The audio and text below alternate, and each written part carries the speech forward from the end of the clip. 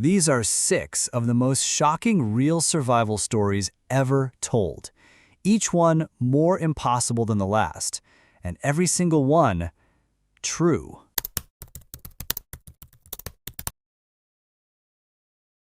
This man is about to become the first person in history to walk a path around the Earth, and after 27 years of walking, he is now on the final stretch. Carl Bushby began his journey from Chile in 1998, and he planned to walk all the way back to the UK without breaking 2 rules.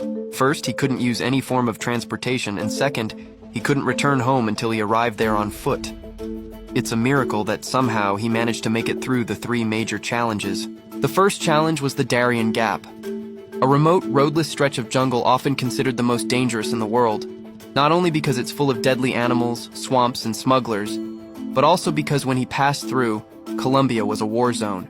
The next time he should have died was when he tried to walk from the US to Russia across a frozen bridge known as the Bering Strait.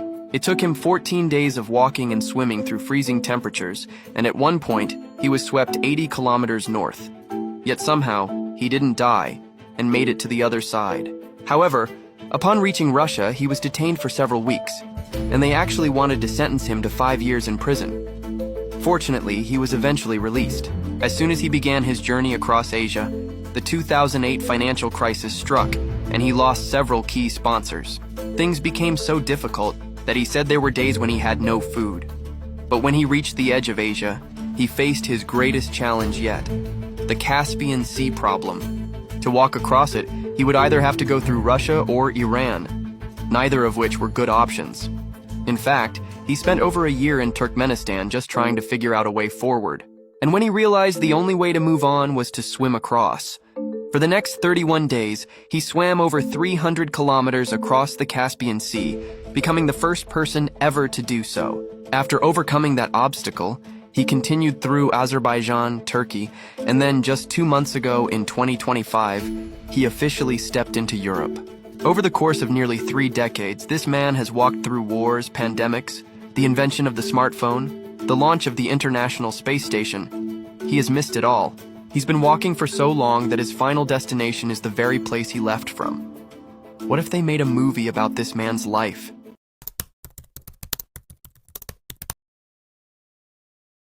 This is the story that shouldn't exist, because the man who lived it shouldn't have survived. You know that feeling when you're running late? Heart racing, checking the clock. Now multiply that by, the mountain just exploded and I have 90 seconds to live. David Crockett, photographer. May 18, 1980. Mount St. Helens is about to unleash hell. 1,600 Hiroshima bombs worth. But here's what nobody tells you about disasters.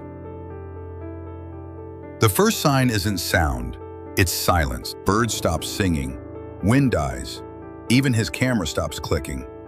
Then David sees it, the entire north face of the mountain. Sliding away. Holy sh... 300 miles per hour. That's the speed of liquid death rushing toward him. You can't outrun it. You can't hide from it. David's van becomes a coffin in 8 seconds. But here's where the story gets impossible. David didn't panic. He stayed methodical. In total darkness, buried alive, he made a choice that defies logic. He decided to document his survival attempt. Buried under debris, ash filling his lungs with every breath. The heat was unbearable, the darkness complete. But David kept working, systematically clearing debris, finding air pockets. His training as a photographer taught him to stay calm under pressure. Now that training was keeping him alive. Then, something shifts. A whisper of light. David claws toward it, fingernails splitting, lungs screaming. He shouldn't be alive. The math doesn't work. But survival isn't math, it's choice. When rescue teams found David's vehicle, they expected another casualty. 57 people died that day from the eruption. Instead, they found evidence of an impossible escape. Methodical debris removal, strategic air pocket creation. David had engineered his own survival. His fingertips still tingle from the ash. His dreams still echo with that silence before the storm. But every morning, David Crockett picks up his camera and chooses to live. David Crockett survived because he refused to accept the impossible. When everything collapses around you, what choice will you make? This story proves that survival isn't luck, it's decision. Hit that bell for more impossible survival stories that actually happened, because some people simply refuse to quit.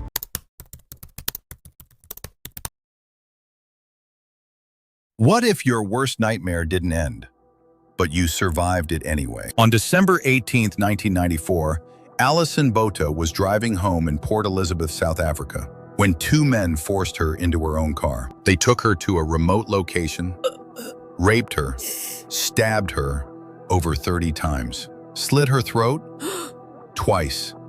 They left her to die. But Alison didn't. With her windpipe severed and intestines exposed, she used one hand to hold her head together and the other to drag her body toward help, and she made it. A driver stopped. She reached the hospital, barely alive. Today, Alison is a global speaker on trauma and triumph.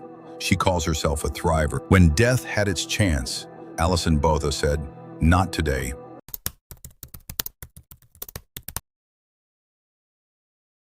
This is the real story of Richard Dick Williams, the man who refused to surrender. 1912. The RMS Titanic hits an iceberg. As chaos erupts, 21-year-old Dick and his father cling to the deck, refusing to panic. They're not just passengers, they're survivors in the making. At 2:20 a.m., the ship splits in two.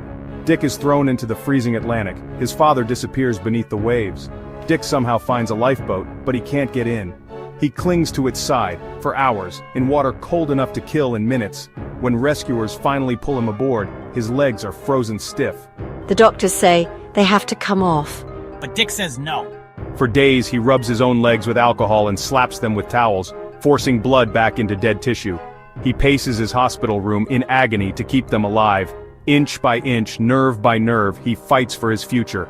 Not only does he keep his legs, just 2 years later, Dick Williams wins Olympic gold in tennis, then another, then fights in World War I, and earns the Croix de Guerre for bravery. He lost his father, nearly lost his legs, but he never lost his will. From the wreck of the Titanic to the Olympic podium, Dick Williams never gave up. Most people have never heard his name, but maybe they should.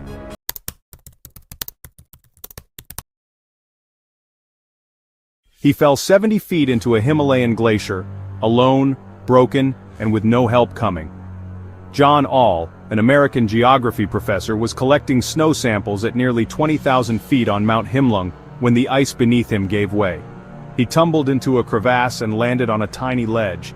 He'd broken an arm, 5 ribs, dislocated his shoulder, and suffered internal bleeding.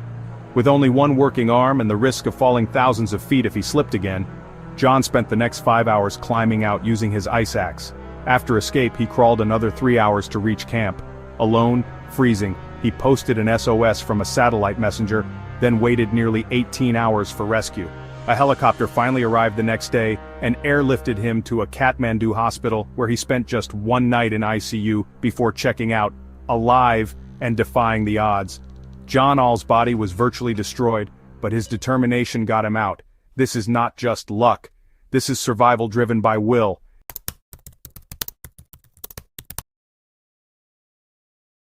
33,000 feet. Bomb explodes. 26 people fall. 25 die instantly. 1 doesn't. This is Vesna Vulovich's impossible story. January 26, 1972. Flight attendant Vesna, age 22. JAT flight 367. She wasn't even supposed to work that day. Croatian terrorists planted a bomb in the luggage compartment. At 33,000 feet, it detonated. The DC-9 disintegrated mid-air, but the tail section broke away intact, with Vesna trapped inside.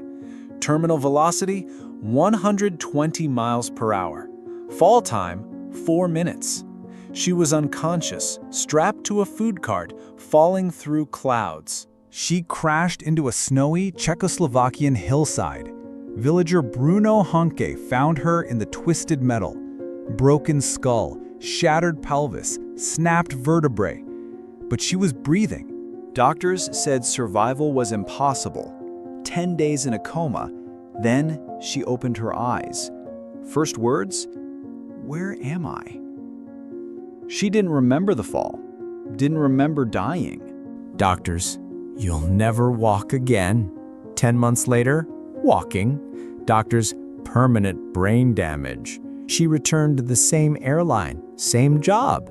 That's not survival. That's defiance. Guinness World Record. Highest fall survived without parachute. 33,330 feet. Still stands today.